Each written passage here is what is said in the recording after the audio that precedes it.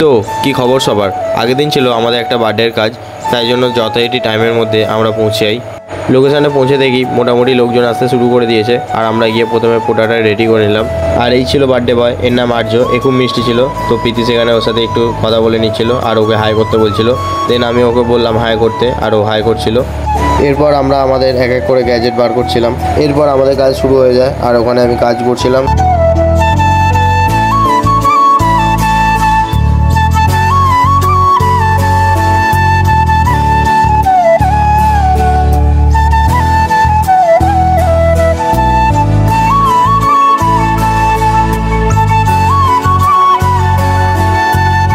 সব কাজ শেষ হওয়ার পর আমরা আমাদের সব গ্যাজেট গুছিয়ে নিচ্ছিলাম। এখানে ব্যাগ গোছানো মোটামুটি হয়ে গেছে। এবার আমরা যাব বাড়ির উদ্দেশ্যে। সুদীপ ভাইকে বাড়িতে দিয়ে আসার পর আমরা রাস্তায় আসার সময় দেখতে পেলাম এই জগদ্ধাত্রী ঠাকুরটা।